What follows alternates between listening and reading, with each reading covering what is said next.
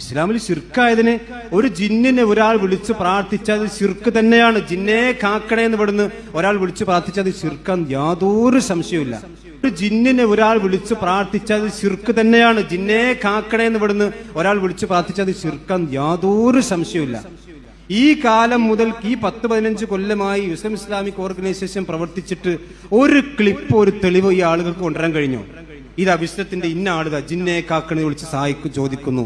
അല്ലെങ്കിൽ നമുക്ക് സമസ്തയിലുള്ള എത്രയെത്ര ആളുകൾ മൊയ്തി ഷേഖിനോടും അതുപോലെ തന്നെ ബദരീങ്ങളോടും റസൂലുള്ളാഹിനോടും CM മടവൂരിനോടൊക്കെ വിളിച്ച് പ്രാർത്ഥിക്കുന്ന നൂറുകണക്കിന് തെളിവുകൾ ഹാജരാക്കാൻ കഴിയും.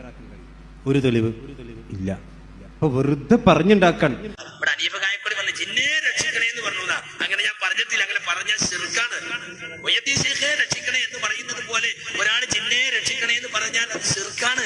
അത് പുഴയിൽ വീഴുമ്പോഴായാലും കുളത്തിൽ വീഴുമ്പോഴായാലും മരത്തുമെന്ന് വീഴുമ്പോഴായാലും എവിടുന്ന് വീഴുമ്പോഴായാലും ഏത് ഘട്ടത്തിലായാലും ജിന്നെ രക്ഷിക്കണേ എന്ന് പറഞ്ഞാൽ അത് ശിർക്കാണ്. ശിർക്കാണ്. പച്ച കള്ള നിങ്ങൾ എന്റെ പേര് വെറുതെ പറയണ്ട. ജിന്നെ രക്ഷിക്കണേ എന്ന് പറഞ്ഞാൽ അത് ശിർക്കാണ്. ശിർക്കാണ്. പച്ച കള്ള നിങ്ങൾ എന്റെ പേര് വെറുതെ പറയണ്ട.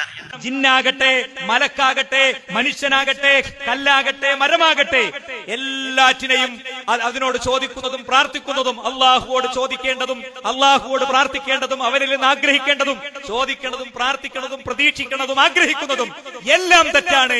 അത് 100% ശിർക്കാണ്. ജിന്നാകട്ടെ, മലക്കാകട്ടെ, മനുഷ്യനാകട്ടെ, കല്ലാകട്ടെ, മരമാകട്ടെ, എല്ലാറ്റിനെയും അതിനോട് ചോദിക്കുന്നതും പ്രാർത്ഥിക്കുന്നതും അള്ളാഹുവോട് ചോദിക്കേണ്ടതും അള്ളാഹുവോട് പ്രാർത്ഥിക്കേണ്ടതും അവരിൽ നിന്ന് ആഗ്രഹിക്കേണ്ടതും ചോദിക്കേണ്ടതും പ്രാർത്ഥിക്കുന്നതും പ്രതീക്ഷിക്കുന്നതും ആഗ്രഹിക്കുന്നതും എല്ലാം തെറ്റാണ്. അത് 100% ശിർക്കാണ് എന്നതിൽ ഒരാൾക്കൊരു അഭിപ്രായ വ്യത്യാസമല്ല.